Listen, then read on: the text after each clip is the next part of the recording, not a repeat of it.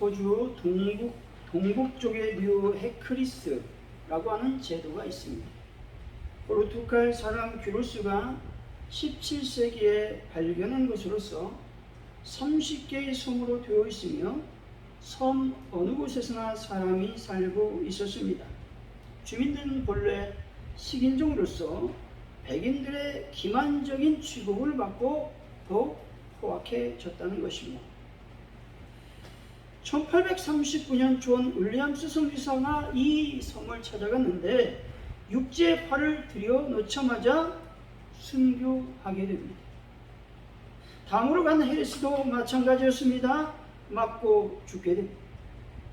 세 번째로 간 존 골든 부부는 약간의 토인들과 초축은 하였으나 결국 잡아먹히고 순교하게 됩니다. 네 번째 선교사의 마크 에이너는 병으로 쓰러지게 됩니다. 수년 후에 존 골든 선교사의 동생이 이 섬에 다시 들어가게 됩니다. 그는 다행히 약간의 전도를 할 수 있었습니다. 그는 본토말을 연구하여 성경을 번역하기 시작했습니다. 어느 날 그 펜이 사도행전 7장의 마지막 부분까지 왔을 때 급한 환자가 왔으니 도와달라고 토인이 말합니다. 그런데 그 말을 듣고 문을 열었는데 원주민이 도끼로 이 사람을 죽이게 되어 순교하게 되었다는 것입니다. 그의 피가 곁에 있던 원고지에 튀었는데 어느 부분을 적셨냐면 주여 이 죄를 그들에게 돌리지 마옵소서 라고 하는 성구를 적셨다라는 것입니다. 이 성경초안은 지금도 캐나다의 박물관에 보존되어 있다라는 것입니다. 그 일곱 번째인 로버트 선교사가 건너가 하나님의 사역을 했는데 40년 후에 섬 사람 전체를 그리스도의 제자로 만들었다라는 것입니다. 섬의 이름을 성령의 도, 즉 성령의 섬, 성령이 아직 살아서 움직이는 섬이라고 하는 뜻을 지니고 있다는 것입니다. 어찌 보면 이 섬은 순교의 섬이라고 말할 수 있는 것입니다. 한 영혼을 구원하기 위해 한 성을 하나님의 나라로 만들기 위해서는 수많은 영혼의 피가 필요하다는 것입니다. 순교의 피가 뿌려지지 않으면 결코 하나님의 나라는 확장되지 않는다는 것입니다.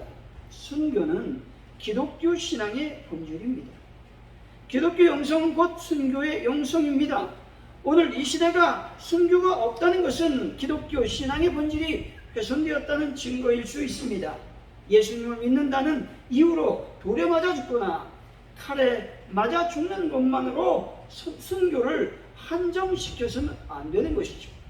기독교 신앙으로 인해서 세상으로부터 배척을 당하는 모든 것이 순교에 해당이 된다라는 것입니다. 오늘날의 교회가 세상으로부터 배척당하지 않는 것은 기독교가 신앙의 본질을 망각했거나 세상이 이용당하고 있다는 의미일 수 있습니다. 기독교는 애초부터 세상과 갈등을 겪었고 이로 인해 배척을 받았습니다.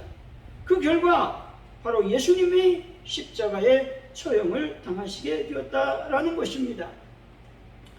사랑하는 성도 여러분, 목숨을 내건 순교는 하지 못하지만 일상 속에서 하나님의 나라를 위해서, 교회를 위해서 충성된 일꾼의 삶을 살아가시기를 예수 이름으로 간절히 축원드립니다.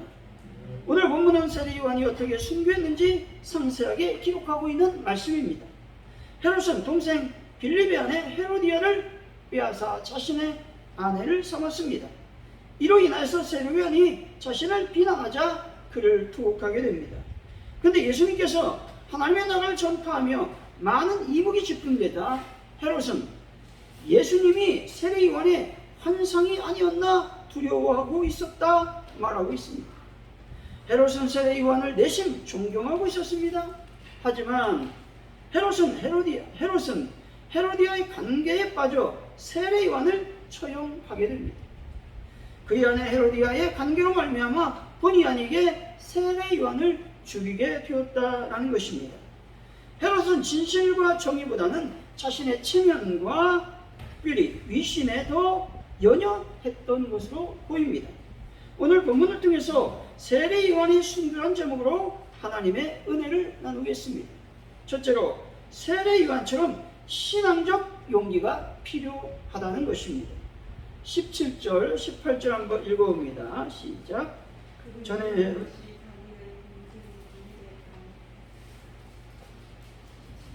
17, 18 시작. 전에 헤로디아가 동생 의 아내 헤로디아에게 장관으로 이 여자를 위하여 사람을 보내어 요한을 잡아 오게 가져왔으니 이는 요한이 헤로데스에게 말하되 동생의 아내를 취한 것이 옳지 않다 하였습니다. 아멘. 세례 요한은 왕의 잘못을 지적합니다. 세상적인 관점에서 보아도 동생의 아내를 빼앗은 것은 매우 부도덕한 일이었고 폐륜적인 행동이었음이 틀림이 없습니다. 그의 행동은 간음 및 근친 상간을 금했던 하나님의 계명을 정면으로 짓밟는 무서운 범죄 행위였던 것입니다. 그러므로 세례 요한은 이들의 이러한 범죄 행위에 대해서 하나님의 이름으로 용기 있게 책망을 했던 것입니다. 그리고 그 결과 세례 요한은 이들의 미움을 받아 결국 투옥되었고 마침내 참수형에 처하게 되었다라는 것이죠. 이렇게 불의에 대해 하나님의 이름으로 경고하며 책망하다 고난을 당한 세례 요한의 모습은 현 시대의 잘못을 정면으로 반박하고 있는 모습인 것입니다. 이런 잘못을 보고 세례 요한은 가만히 있지 아니하고 왕에게 말하는 것입니다. 이런 행동은 선지자로서의 과감한 결단의 용기가 있어야 가능한 일이었습니다. 존 낙스라고 하는 분이 있는데 이분은 목회자요 설교자였습니다. 그는 하나님을 거역하고 악행을 저질렀던 그 왕에 대해서 설교하게 됩니다. 그래서 그는 왕 앞으로 끌려가게 되는데 왕이 그에게 말합니다. 자네는 자네가 짓거린 것들을 아직도 초려하지 않겠는가? 이렇게 말하자 낙스가 이렇게 대답합니다. 마음이 그것을 생각했습니다. 입이 말했고 손이 그것을 썼습니다.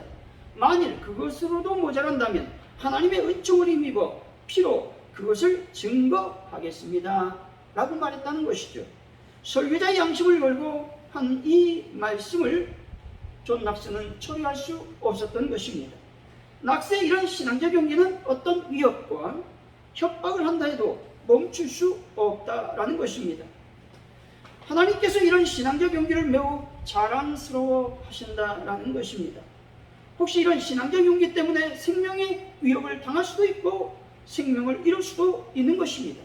하지만 결국 이런 신앙적 용기는 평안을 허락하는 것이죠. 요한복음 16장 33절입니다. 이것을 너에게 이르는 것은 너희로 내 안에 평안을 누리게 하려 함이라. 세상에서 너희가 환난을 당하나 담대하라. 내가 세상을 이기었노라 말씀합니다. 끊임없이 세상은 우리들에게 두려움을 주게 됩니다. 또 불안과 공포를 주는 것이 세상인 것이죠. 환난을 당하면 마음이 초조해집니다. 그래서 사람들의 앞에서 또 하나님 앞에서 숨고 싶어지는 것이 인지상정이라고 하는 것입니다. 레미제라블이라고 하는 소설이 있는데 빅토르 위구라는 분이 이 소설을 지었습니다. 이 소설에 이런 내용이 나옵니다. 전과자였던 장발장은 과거를 숨기기 위해서 새로운 이름으로 어느 지방 도시에 시장이 되어 살아가고 있었습니다. 그러던 어느 날 사과를 훔치다 붙잡힌 한 노인이 숲의 인물 장발장으로 판명이 되었다는 놀라운 소식을 듣게 되었습니다. 장발장은 고민이 되는 것이죠. 조용히 있어야 하는가? 정체를 밝혀야 하는가? 그는 벽장 속 깊은 곳에서 자신이 진짜 장발장임을 증명할 수 있는 물건들을 하나하나 꺼내들었습니다. 그리고 심한 갈등과 번민으로 밤을 지새웠습니다. 다음날 재판장에서 판사의 언도가 내려지려는 순간 진짜 장발장을 일어서며 말했습니다. 내가 장발장이요 라고 말했습니다. 결국 장발장은 자신을 대신하여 처벌받을 뻔한 노인을 위해 자신의 명예와 자신의 권력을 모두 포기하게 됩니다. 죄를 고백하려 할 때는 진실함과 용기가 필요합니다. 또한 자신의 죄를 고백하지 않을 때의 마음은 너무나도 고통스럽지만 고백하게 되면 하나님의 놀라운 축복을 경험하게 된다라는 것입니다. 사무엘하 12장 7절이죠. 나단이 다윗에게 이르되 당신이 그 사람이라. 이스라엘 하나님 여호와께서 이와 같이 이르시기를 내가 너를 이스라엘 왕으로 기름 붓기 위하여 너를 사울의 손에서 구원하고 라고 말씀합니다. 나단은 부자의 악행에 대해서 비유적으로 말합니다. 이것은 다윗의 행위를 비유적으로 말하는 것이죠. 부자는 자신의 양을 아끼기 위해서 타인, 즉 가난한 사람의 양을 빼앗아서 자신을 찾아온 손님을 대접했다고 말합니다. 다윗이 이 말을 듣고 분노합니다. 내가 그를 쳐 죽이리라 말합니다. 이때 나단이 이렇게 말합니다. 바로 부자가 당신 다윗입니다 라고 말합니다. 여러분, 이때 다윗의 정상적인 심리 상태가 아니었음을 우리는 알아야 됩니다. 죄를 짓게 되면 심리적으로 매우 위축되게 됩니다. 그리고 불안한 상태에 들어간다는 것이죠. 다윗은 도무지 마음을 잡을 수 없는 상태였을 것입니다. 그리고 왕이었습니다. 이런 권력자에게 나단은 과감하게 하나님의 말씀을 전하고 있는 것이죠. 생명을 걸고 하는 하나님의 말씀이었다라는 것이죠. 자칫 다윗이 불쾌하게 생각하여 나단을 죽일 수도 있었습니다. 그러나 용기를 내는 것이죠. 사랑하는 성도 여러분, 진실함과 용기를 갖고 신앙생활을 하는 귀한 분들이 되시기를 예수 이름을 간절히 축원드립니다. 둘째, 악은 전파력이 강하다는 것을 우리는 인지해야 된다는 것입니다. 24절, 25절을 한번 읽어봅니다. 시작. 그가 나가서 그 어머니에게 말하되 내가 무엇을 구하리까? 그 어머니가 이르되 세리 왕의 머리를 구하라니. 그가 곧 왕에게 급히 들어가 구하여 이르되 세리 왕의 머리를 수반에 얹어 곧 내게 주기를 원하옵나이다 하니. 아멘.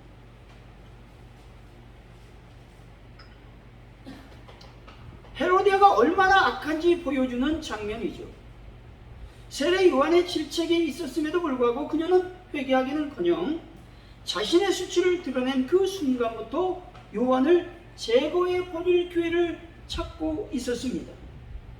그녀는 헤롯을 부추겨서 세례 요한을 감옥에 투옥시켰습니다. 그것으로 만족이 안 되는 겁니다. 이 사람을 죽여야 되겠다는 것입니다. 온갖 계략을 동원하여 마침내 요한의 목을 베고서야 그녀는 만족했다라는 것입니다. 여러분, 악은 이만큼 증폭력이 강하다는 것이죠. 그 사람을 감옥에 가둬왔으면 그만이지 그걸 꼭 죽여야 되는 겁니다. 성인 바실리우스가 하루는 영안이 열려서 기이한 광경을 보게 됩니다. 한 사람이 깨진 항아리에 물을 쏟아붓고 있었습니다. 계속해서 물을 붓는데 깨진 항아리니까 물이 가득 찰 리가 만무한 것이죠. 그때 천사가 나타나서 설명해 줍니다. 이 사람은 가장 미련한 사람이다.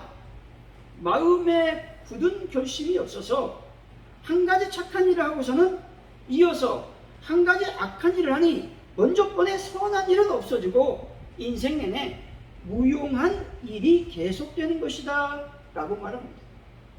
또 한 사람을 보니 그는 산 위에서 나무를 베고 있었는데 이미 자기 힘으로는 질 수 없을 만큼 무거운 짐을 만들어 놓았다는 겁니다.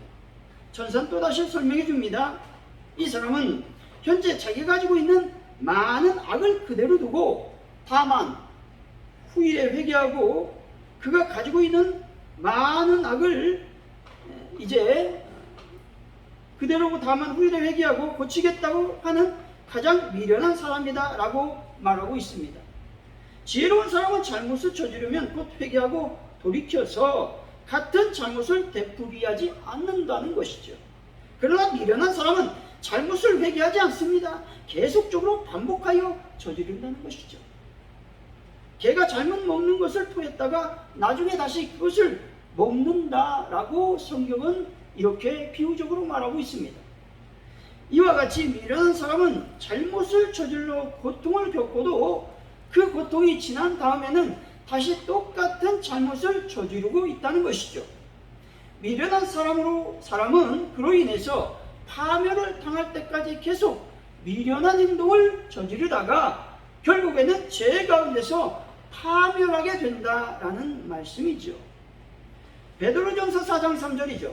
너희가 음란과 정욕과 술 취함과 방탕함과 향락과 모급한 우상 숭배를 하여 이방인의 뜻을 쫓아 행한 것은 지나간 때가 족하도다 말하고 있습니다. 이런 모든 악한 것들은 언제 지었냐면 이방인 때, 즉 예수 믿지 않을 때 지은 죄인데 왜 지금 이 죄를 짓고 있느냐 라고 사도 베드로는 고백 또한 우리에게 훈계하고 있는 것이죠. 술 취함과 방탕과 향락은 모두 술과 관련된 죄악들입니다. 술에 취했다는 말은 술에 만취된 상태를 말하는 것이죠. 방탕은 술 취한 사람들이 거리를 수다니며 난동을 부리는 것을 의미합니다. 향락은 술잔치를 베풀어 즐기는 것을 가리키는 것이죠. 그런데 이런 모든 죄악들은 계속 증폭이 된다라는 것이죠. 여러분, 바늘 도둑이 소도둑된다라는 말이 이 말이라고 하는 것이죠. 유기성 목사님이 쓴 예수님을 바라보자라는 책에 이런 내용이 있습니다. 어떤 목사님의 이야기입니다. 그분은 목사가 되기 전에 고등학교 교사였는데 하루는 훈육 목적으로 문제를 일으킨 학생을 엎드리게 했습니다. 그리고 야구 방망이로 엉덩이를 때렸다는 겁니다. 그런데 그 순간 아이들을 때리면서 자신이 쾌감을 느끼는 것을 경험하고 소스라치게 놀랐다는 것입니다. 자신 안에 악마성이 있음을 깨달은 그는 그날 교회에 가서 울며 회개했다는 것입니다. 그리고 이 일을 계기로 다음 해에 신학교를 들어가게 되었다라는 것이죠. 우리가 하나님의 자녀라고 하지만 자기도 모르게 마귀 노릇을 할 때가 있다는 것입니다. 그래서 예수님은 제자들에게 이렇게 폭탄 선언을 하신 적이 있습니다. 요한복음 6장 70절이죠. 내가 너희 12를 택하지 아니하였느냐? 그러나 너희 중에 한 사람은 마귀니라 말씀하고 있습니다. 가론 유대에게 하실 말씀을 예수님은 왜 모든 제자들에게 말씀하고 있는 것일까요? 이것은 다른 제자들에게 필요한 교훈이기 때문에 그렇다는 것입니다.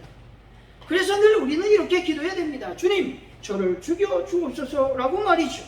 우리는 진정 예수 그리스도를 바라보지 않으면 마귀의 유혹에 넘어지는 연약한 존재가 될 수밖에 없는 것이죠.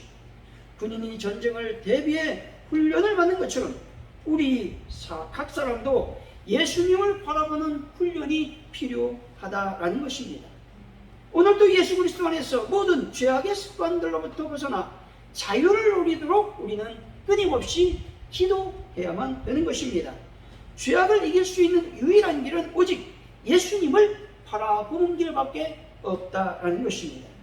사랑하는 성도 여러분, 악에게 지지 말고 오직 선으로 악을 이기고 악은 모든 모양이라도 버리는 분들이 다 되시기를 예수 이름으로 간절히 축원드립니다. 셋째, 세례요한은 의롭고 거룩한 사람이었습니다. 20절이죠. 한번 읽어봅니다. 시작.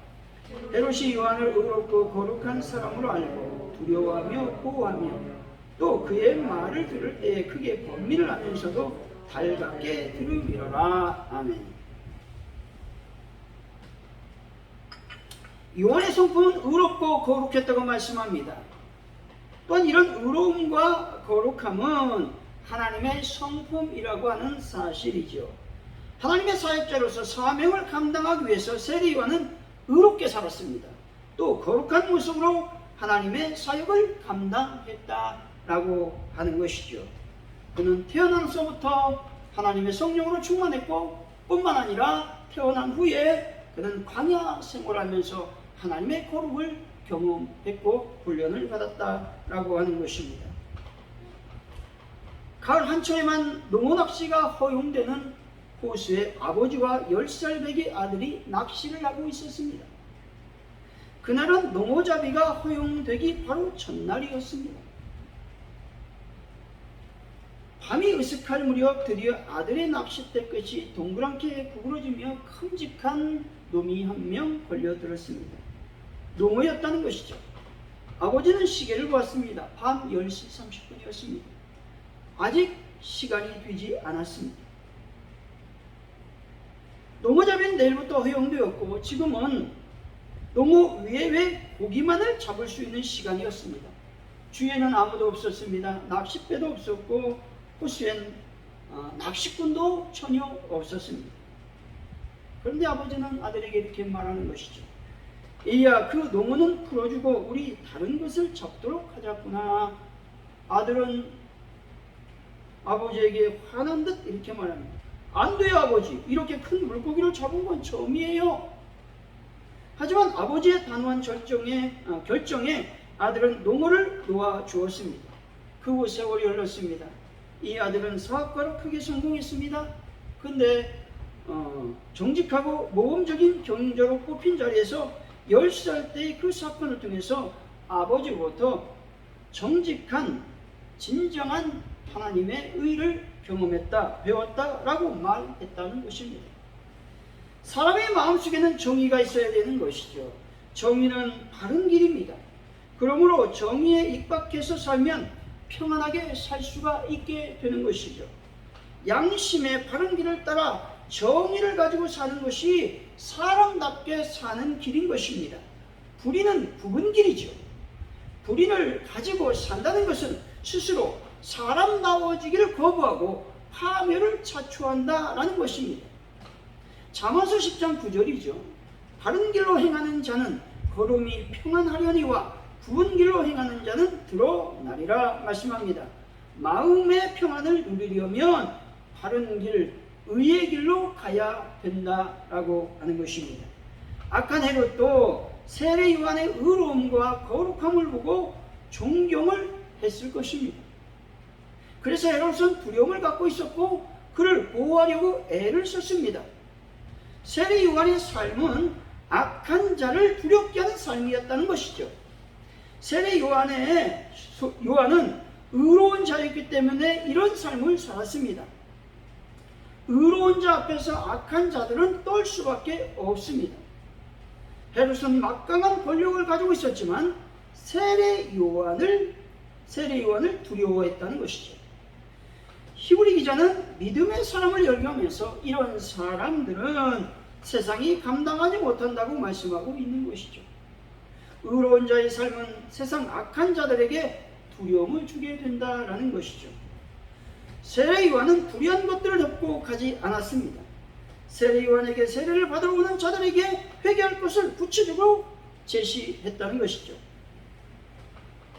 세례 요한은 세리들에게, 군인들에게, 바리새인들에게 분명하게 질책하고 있습니다.